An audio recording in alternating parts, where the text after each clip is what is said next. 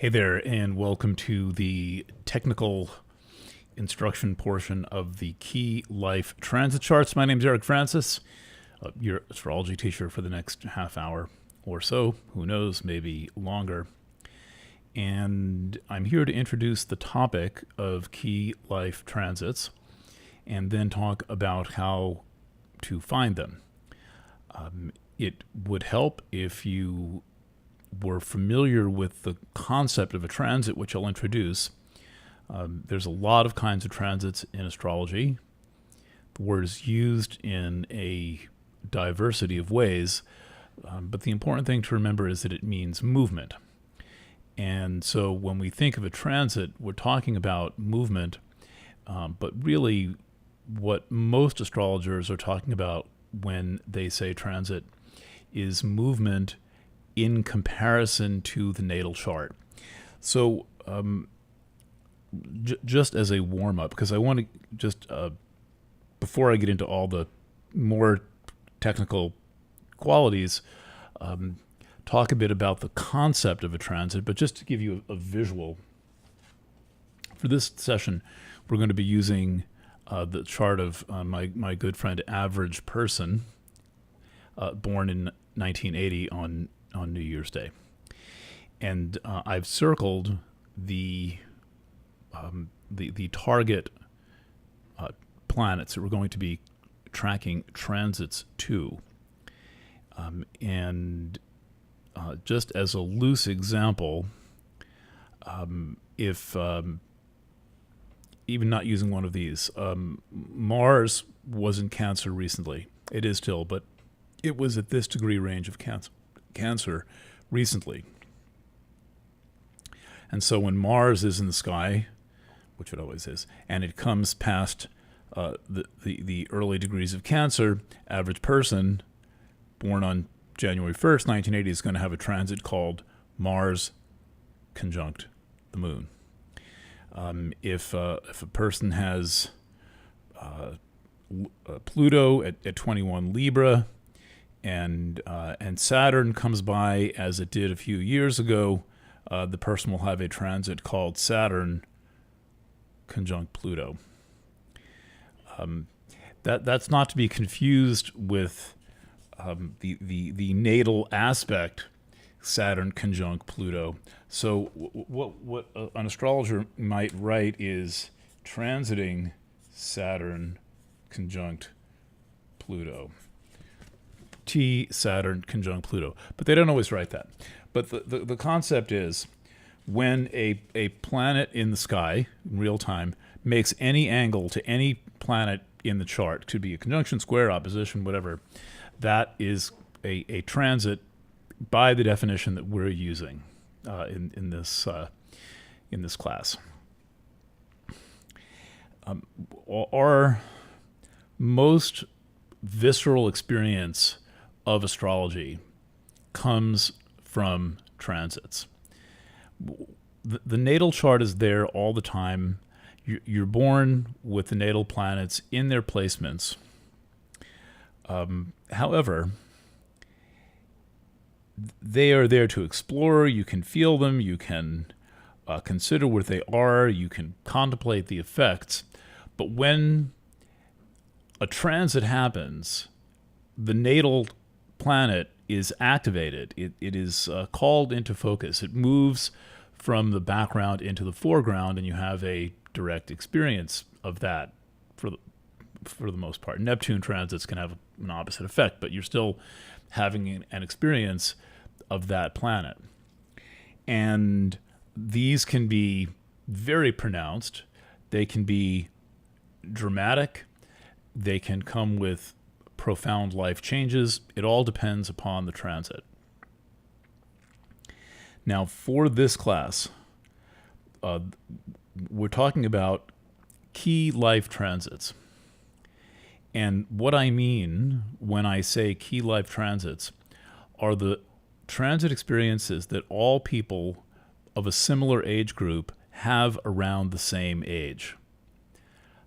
So, for example, everyone at age 29-30 has a transit called their Saturn return.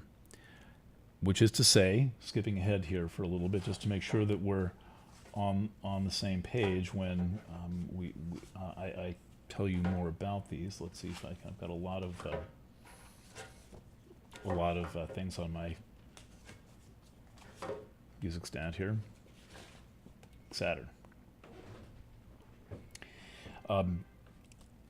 I'll just use this as my last example before I get into a little bit of the personal growth and development aspect of transits, and then I'll come back to the technical, because the personal growth and development aspect of transits is crucial because it is our way of marking progress, and in the course of a lifetime as astrologers, one of the most important ways. Progressions are another. And additionally, these events represent growth opportunities. And when you're working with a client who's going to be having transits, or if you're looking at your own transits, one of the things you need to understand is how the person whose chart it is tends to respond to transit events. And one of the ways you do that is to interview them about it and get some sense of the past. And this is not, to be clear, using the past to predict the future. When astrologers talk about prediction, generally they're talking about transits, to some extent progressions, but very few astrologers are good at progressions and have much experience with them. And so the concept of astrological prediction is largely centered on transits, and I am not talking about that. When I talk about getting an understanding of how you or your client, your kid, your partner responds to transits, that in my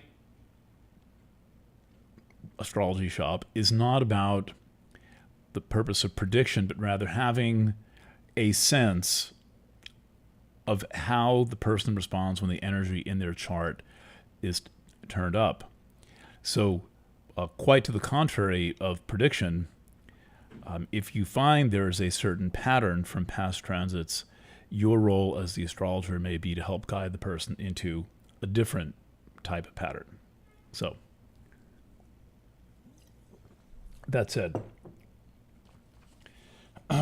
just to give an illustration of the Saturn return, an average person born 180 chart, Saturn's at 27 Virgo, and it takes 29 years to come back around, and the Saturn return was in 2009. And that's an example of a transit. And again, there's lots of them. And what I'm limiting this class to are the ones that happen to an age group at a similar time. Just to give a corollary example of the other type of event, let's say the person has an ascendant of 28 Pisces 55. A couple of years ago, well, even last year, Chiron came by. But that is specific to that person's chart because they have a personal angle at 28 55. And anyone of any age born in any year can have 28 Pisces rising and would have had that transit, and might be a 1-year-old has it. Basically, people of every age have that degree of Pisces rising. Not that many, but they could be any age.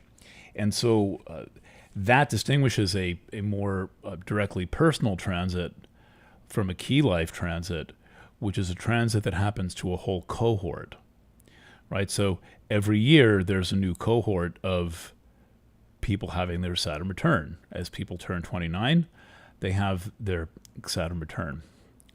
And so when I talk about key life transits, I don't mean to diminish the importance of other transits. They are sometimes quite powerful transits. For example, Pluto conjunct Saturn, or Saturn conjunct Neptune, right? There are all kinds of major transits that happen. But what I want to get started on are the ones that tend to happen to people at a certain developmental stage. One of the reasons why this is so necessary, particularly in American and some other Western cultures, but I know American culture the best, and what I have noticed, and you can assess whether this is accurate for your society if you live somewhere else, Europe, Asia, New Zealand, whatever, is that we tend to not mark progress. And so we end up with high school graduation, maybe college graduation. Most people don't take an advanced degree. If they do, it's generally not a celebrated event. And then there's marriage, have a kid. Some people get divorced. Some people get remarried. And then death. And so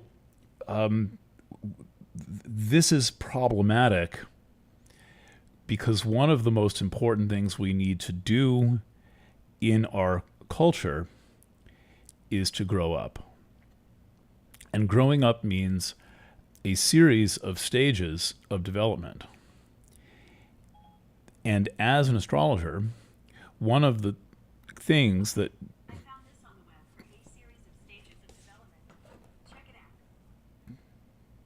Siri is getting into the conversation here.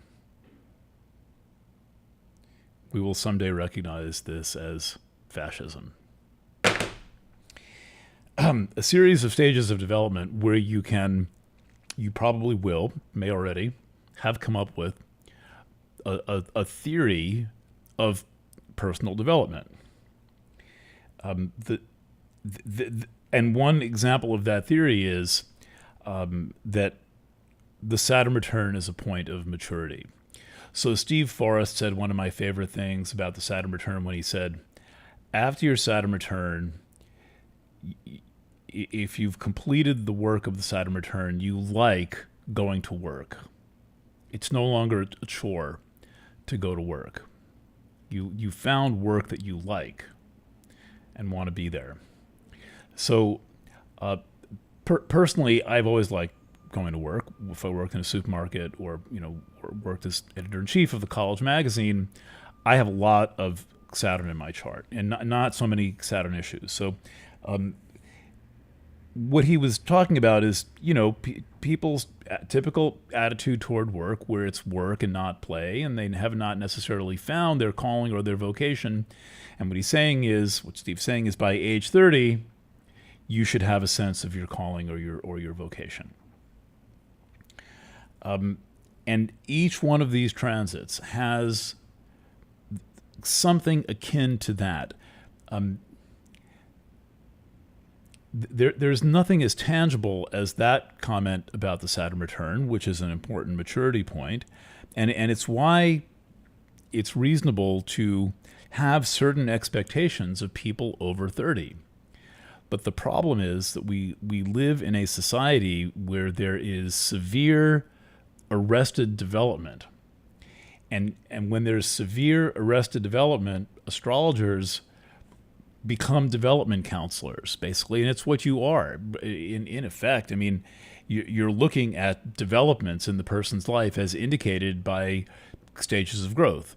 And so what I'm going to do in this video is point out briefly, just to give you a concept, and then I'm going to copy these charts over and take them down to the plaza and scan them in, so you can see them, in slow motion, how that works. In particular, with basically the 5 planets that are counted as being part of key life transits: Chiron, Saturn, Pluto, Uranus, and Neptune. These are all slow-moving points, so we don't talk about key life transits with things like inner planets such as Mars or Jupiter. Though the Jupiter cycle is important, I haven't found it to be particularly dramatic. It's connected to the Chinese cycle, 12-year cycle. Chinese astrology is based on a 12-year cycle of the animals, and that works for both years and rising signs. And so when we have a book like this, The Gods of Change by the late Howard Sessportis, he's talking about Uranus, Neptune, and Pluto. I'm not sure, is Chiron, maybe Chiron's not in there. Now, I am not recommending this book. The problem with this book is that it's one of many astrology books that should come with a free razor blade so that you can kill yourself because it's so depressing. And so when I read this book, fairly young as an astrologer, it was one more dismal description of transits after the next. So I would be cautious of the kinds of expectations that books like this set up. I mean, and I never met Howard Sessportis. He never read my chart. He was certainly a well-regarded astrologer. But when I read this kind of thing, it seems to me to be a setup for negative expectations. And that's dangerous. If you're 39, 40 years old and you read something about the Pluto square coming next year, your expectations are going to have a lot to do with how that Pluto square manifests, and are likely to bias you in some way. And negative expectations are very dangerous in this world because they basically are creating or following a pattern. And you know, the whole point of transits, in my opinion, is to shift the narrative, is to give you an opportunity to find a turning point, to find something new that you want to experience, who you want to be, or concurrently to reach points where you set limits. So, for example, a limit might be you're going to move out of the house as part of your Saturn return, and you're going to take up your own structure. So that's an example of the theme of Saturn, which involves structure and responsibility and a key life transit. And it would be perfectly wonderful if young people were able to somehow move out of their home by their Saturn return. There are all kinds of cultural situations right now where we don't expect that kind of maturity. And I've noticed a tendency of people to talk about how young people are when they're in their late 20s. And I have noticed the rather low level of expectations for one for what one is supposed to have gotten done by a certain age. And I am personally fond of reminding people that the Beatles retired at age 28. Ringo's a little bit older, but by age 28, the Beatles had quit. They were no longer the Beatles. They were still doing music, but they had reached a culmination point and were ready to move on to the next thing. And if you read the stories of the Beatles breaking up, you'll see that they were having structural changes in their lives. They were having a lot of Saturn return stuff involving the management of the band, stuff involving personal relationships. For men who had basically been together around the clock for 12 years, had decided that they, as I read in one interview, they could all see through each other, and there was no more mystery or adventure, and it was time to move on. That's the thing. So with the key life transit, it's time for something, and the question is what? And the question in our culture is, do we ever expect people to be mature and stand on their own feet? And this could be a very long conversation in terms of the way people are conditioned to not be autonomous adults and to not resolve their relationships with their parents, and to keep getting into relationships that emulate their relationships with their parents. And one of the things you're going to see a lot of at the time of key life transits is some combination of personal crisis and relationship crisis. And as the astrologer, you have to be so familiar with the typical patterns of what people go through so that you're in a position to propose something else, right? This is a very important role that an astrologer has, is to be able to propose an alternative and to speak from some experience of what you have seen and heard and felt people go through, and what you have gone through. And so as an astrologer, it's crucial that you first become aware of the story of your key life transits and know what that has been about for you, what it continues to be about for you. One thing to bear in mind is that people will tend to come into an astrologer's office when they are having one of these key life transits.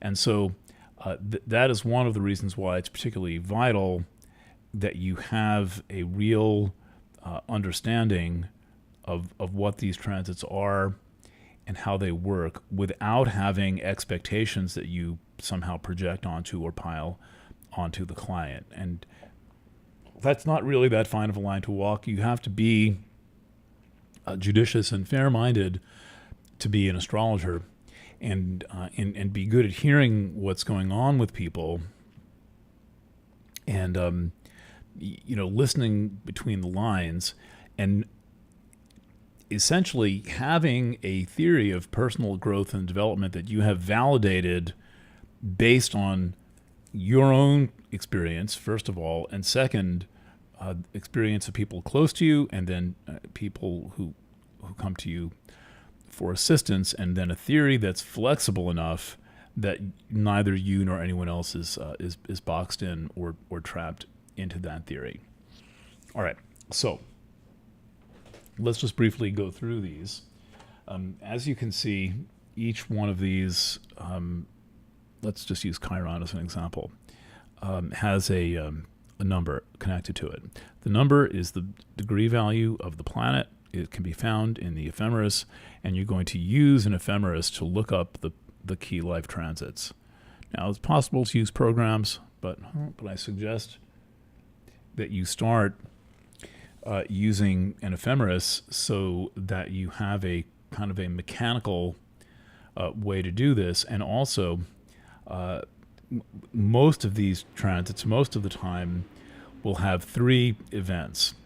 Saturn, not so much. Saturn, maybe half the time, there'll be 3 exact contacts. Some astrologers use the word hits. I don't like to use that word. Dale O'Brien pointed out that it sets up violent and negative expectations about the contact. So I conditioned that word out of my astrology vocabulary many years ago. Thank you, Dale, for that.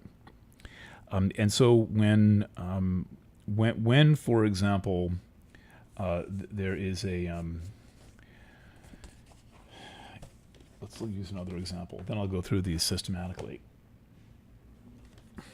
Let's say we're talking about the Uranus opposition, and Uranus starts at 24 Taurus, and it gets out to 24 Scorpio. What's going to happen is that there is going to be a forward pass, a retrograde pass, and a forward pass. So it's going to form that kind of a pattern, and it will make 3 contacts. And the 3 contacts are a tool to work with, so that you know where the person is in the course of the transit, assuming they come in while they're having it or a little bit ahead of time. It is I think with when you're working with past transits, that it's not really necessary to take it apart pass by pass. What I tend to do is work with a 9-month window, 9 months to a year window around the the transit. So, for example, if the Uranian opposition starts here in Taurus, ends up here in Scorpio, is in 2024, I will use all of 2024 and be listening for 2023 and 2025, right? And so you want to keep a kind of a wide orb, and you know, this stuff is not magic. It's not you know, guaranteed things going to happen on the day of the transit. So you want to you know, keep like a wide perspective, and just be listening to what people are experiencing, and how they feel about what they are experiencing. Right. This is the place where astrology counseling can help people, because it's you know, life is about what we experience, but I think life is more about how we feel about what we experience, and growth is about choosing your responses. Right? It's about being clearer that you have the option to respond in a way that is more or less appropriate for the situation or for your age, and more or less appropriate for you know, who you are and what age you're at. Let's briefly go through these. So let's start with Saturn, which is the quickest cycle of all of these. Some of these have very long cycles. So we find Saturn.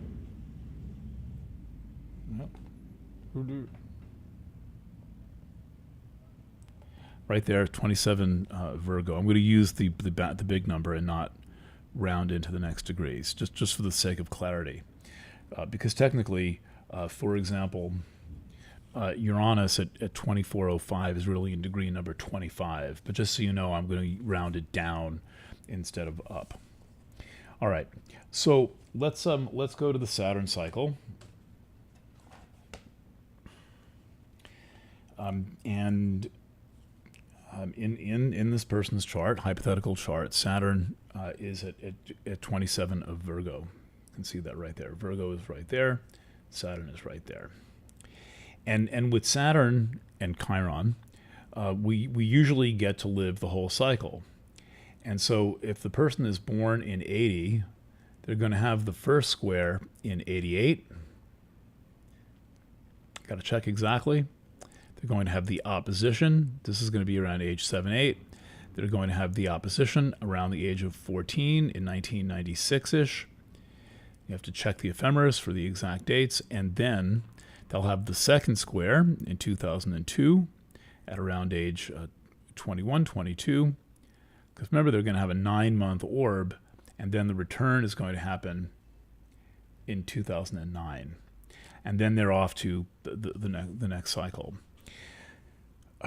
The quadrature alignments of Saturn, I think, are more meaningful in the lives of young people, where you don't have a lot of transits to work with. So if you're working with the chart of a 21-year-old person, you don't have a lot of transits to work with, right? Key life transits. So you'll need to look at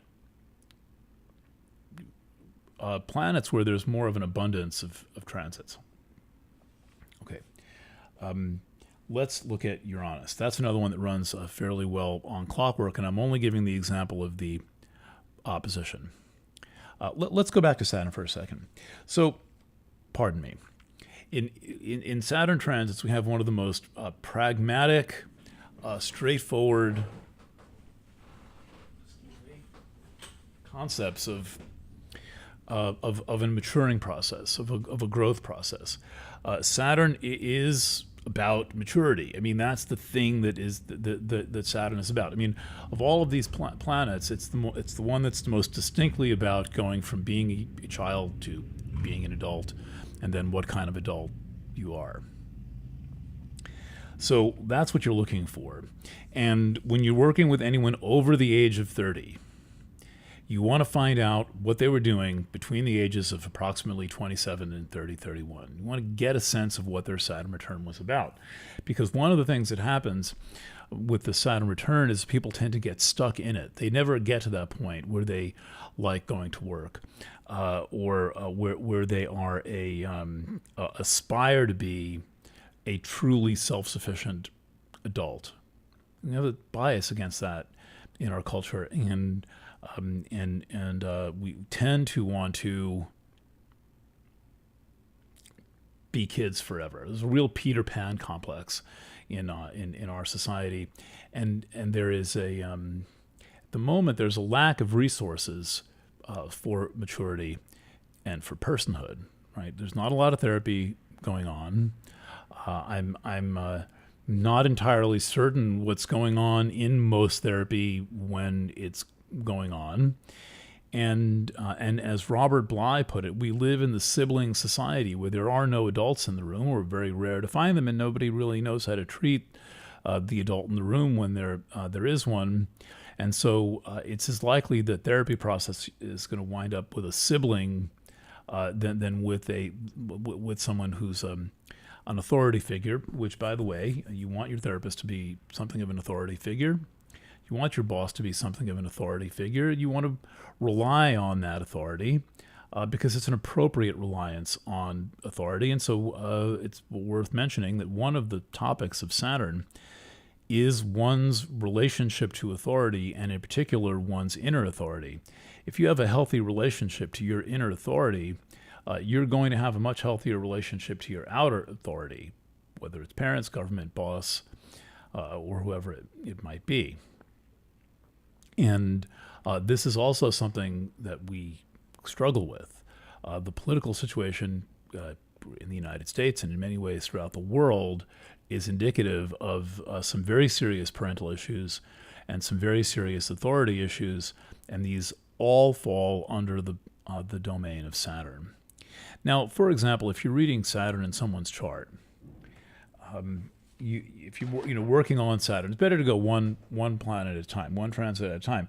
But you want to look at the pattern that the planet makes. And so one thing we notice about Saturn is that it's in late Virgo, and Neptune is in late Sagittarius, and also Mercury is in late Sagittarius. And so this person has natal squares to Saturn, and when they have natal squares to Saturn, when Saturn makes an aspect, or anything makes an aspect to Saturn, it's going to also be making aspects to these other things. So be mindful of the whole aspect pattern, and you'll have get this idea that astrology really is about walking, chewing gum, patting your head, rubbing your tummy, and doing the jig as you walk down the street all at the same time.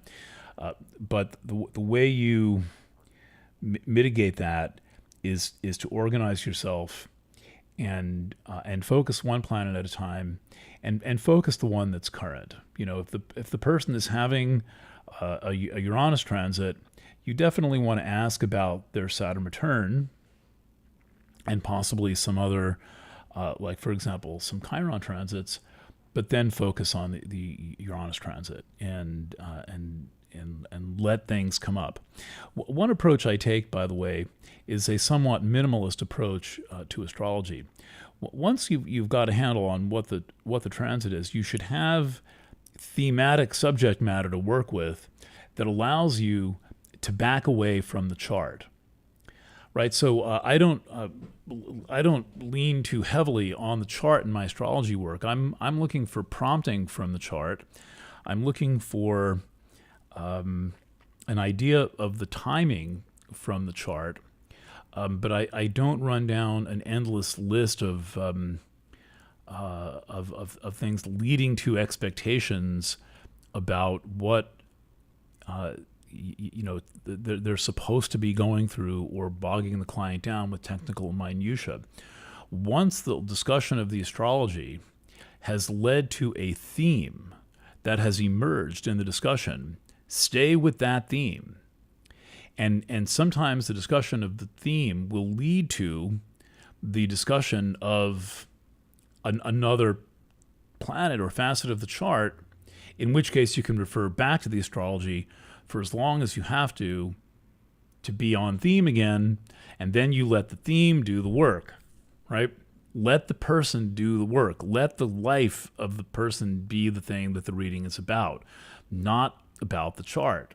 Now, there are times when you have to do a straight reading of the chart and the person may not be there or whatever, but even then, you want to be thematic more than technical.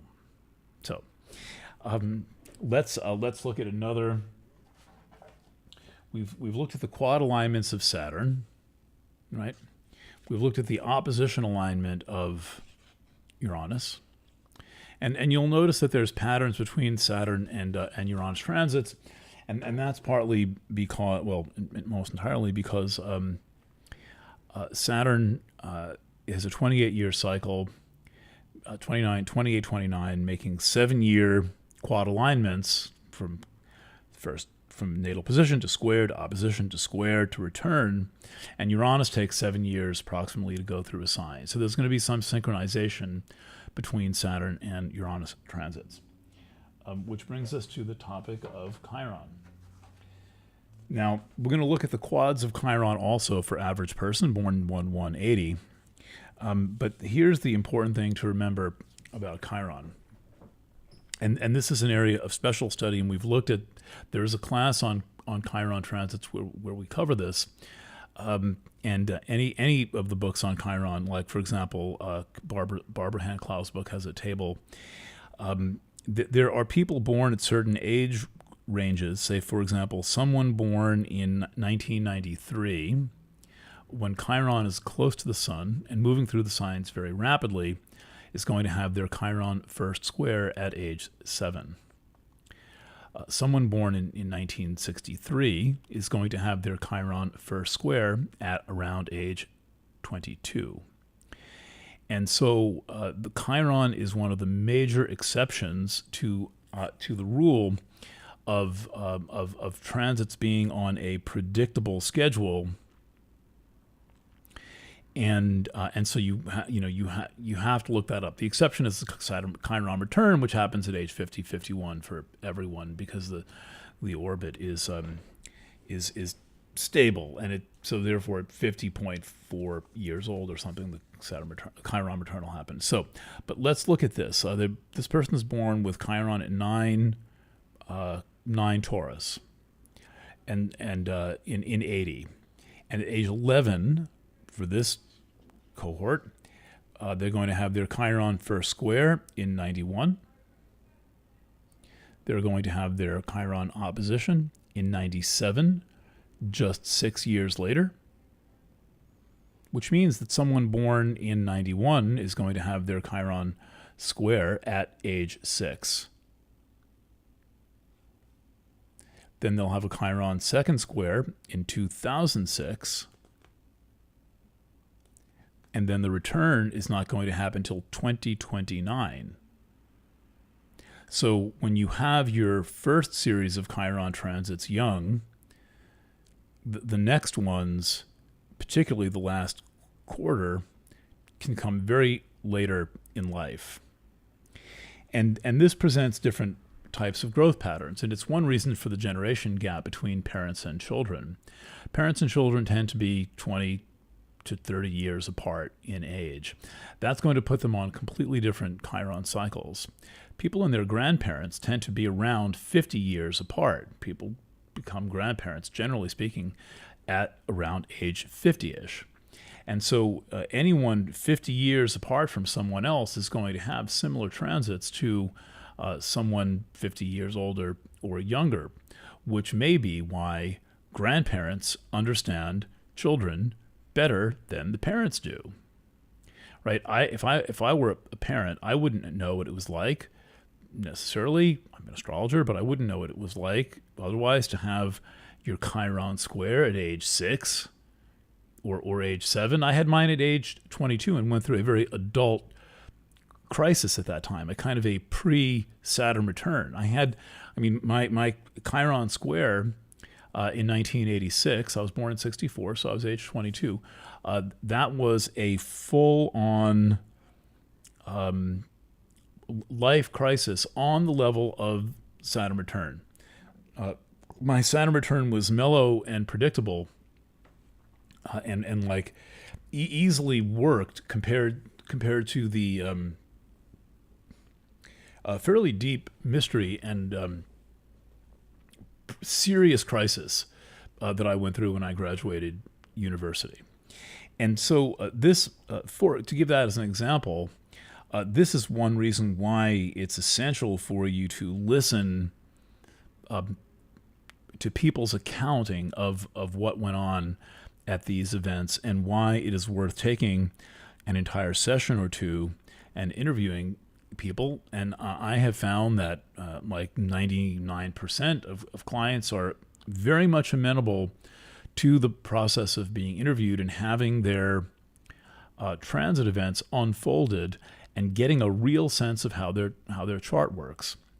I would be happy to do the interview with another astrologer to talk about my series of key life transits, so you can get an idea what that was in different Chiron classes that are available.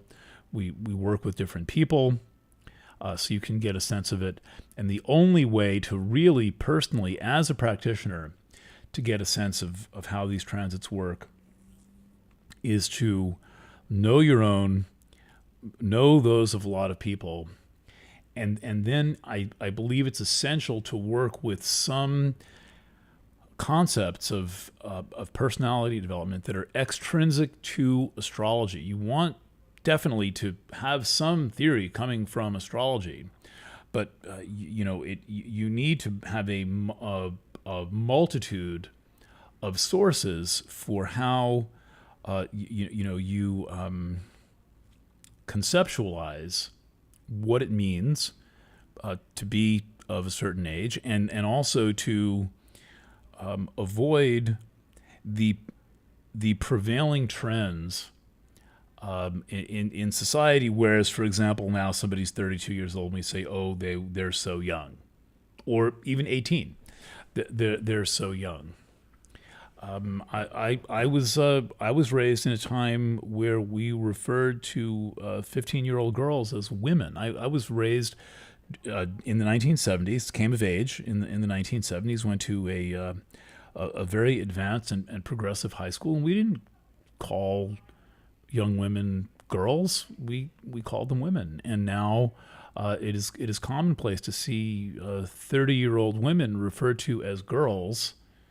And even with all of the supposed feminist activism going on, I don't really see anybody too concerned about that.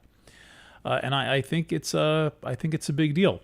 I noticed that the Associated Press style book used to say that you would refer to a 16-year-old female as a woman. Now it's either 17 or 18. They've raised the age in the AP style book for how old a girl is a woman. And so you have to be conscious of these social trends and the expectations put on them, and not strictly hold people to what you went through, but to be aware that by age 18, if someone can vote and go to war and drive a car and I think serve in Congress, unless that's 21, that there are certain expectations that they need to have on themselves and society needs to have on themselves, and that right now we are grossly deflating the value of age.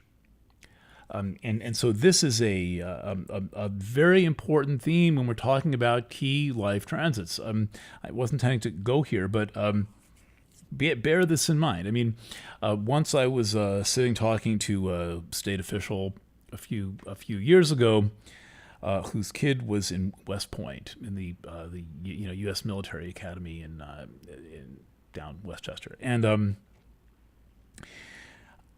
said that cadets, right? These are people who are going to graduate as second lieutenants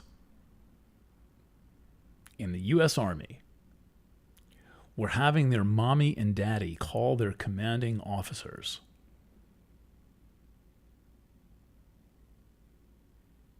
to talk about school.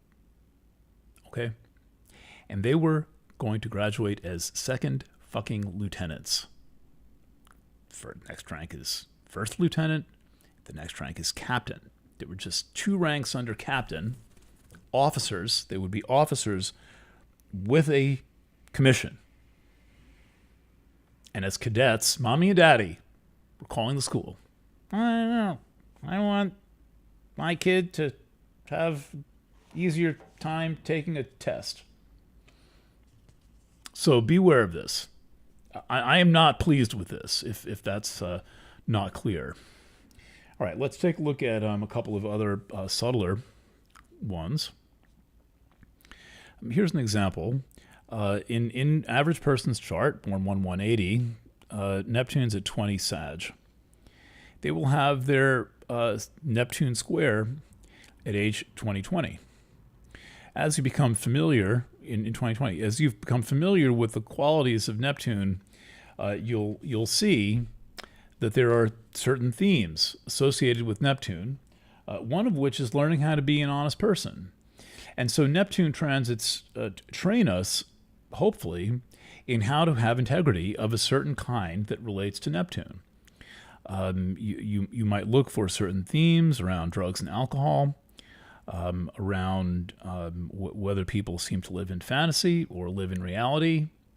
That's one of the important Neptune questions, and how good of a grip on reality they have. That's a Neptune issue as well. And I will say that there are some people for whom the Neptune square is a very challenging transit.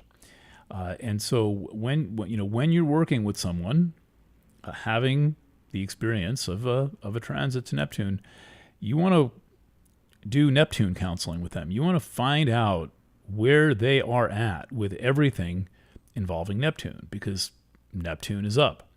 Now, in the case of the person, let's just hypothetically pretend the person has Aries rising. They're going to have a Neptune transit in the square, and then Neptune is going to cross their ascendant. I know average person has late Pisces rising. It's actually quite similar. Why don't we just use the chart of average person? And Neptune is there. The ascendant is there. And so the Neptune square happens here. It's going to be a 12th house event. And then cross the ascendant. So they're going to have an extended Neptune square. And in addition, Neptune is going to square Mercury. And so you want to read a number of different viewpoints on Neptune. If you're preparing, studying astrology, or ideally you have done all this reading in pursuit of knowledge in your own chart, right? And then charts of a few people close to you, so that you're not just using random people from the public who come to you and pay you as guinea pigs. You want to know your shit. And one of the ways you know your shit is you engage in conversations like we're going to have in the Key Life Transits chart, and you have experienced astrologers that you can go to, whom you can ask questions to. All right, let's take a look at Pluto. This person has Pluto at 21 Libra, which means that throughout 2019 they're having their Pluto square, because Pluto is in this degree range of Capricorn all through 2019, and that is the Pluto square. Now the Pluto square, that's what we're done covering these for now, is an interesting one, because we have just passed through the Pluto perihelion, when Pluto was closest to the sun. And in that stage, Pluto was going through a sign in 12 to 14 years. Now it's slowed down, maybe 15, 16 years in Capricorn. And by the time Pluto is in Taurus, it's taking 20 years to go through a sign, such that when someone is born with Pluto in Taurus, far in the future, they're not going to have their Pluto square until age 60. I had mine at about age 35, so it was a follow-up to the Saturn return. In the case of average person, born in 1980, they are having their Pluto square close to age 39. And so the age of these transits slides around, and that is something to be mindful of and to develop approaches to. And then also have theories that you test and that you modify, and that you don't hold people to too harshly, but that you be flexible in your approach. But overall, I would say that the single most important thing that I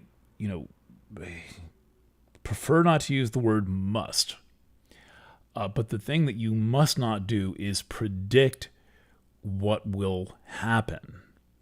What you want to check with when someone is approaching something like their Pluto square is figure out where they're at. The danger of doing that in our society right now, even speaking to astrology students, most of whom are grown-ups, is that there has not been a lot of therapy that has helped all of us develop to appropriate stages of maturity at appropriate times. And so some stages are skipped over entirely. Some we get hung up at. And so we're all working with a little bit of a debility just based on society. But this is one of the reasons why I think that work with a serious and hardcore therapist mentor for years is essential to doing astrology safely. And by safely, I mean that you're not going to make a comment that just messes the person up in some way, or sets up a negative expectation where they think that whatever they might think, if someone says based on one client who had a certain psychological effect at the Pluto square, that's going to be everyone, and that instead these transits be taken as growth opportunities, and any crisis at the time of the transit be seen as a kind of a spiritual emergency rather than as some kind of a psychological event. And the good thing about the ways that people typically respond to key life transits is that when someone gets to a key life transit, they may be very willing to grow and change, and they may be in a better position to acknowledge the patterns of their lives and to make a personal decision about changing those patterns, which is the only way that the patterns change. You have to be committed and stick with yourself and stick with the process of your growth. Certainly as an astrologer, and then encourage the people that you're working with to do the same, based on your honest ability to say,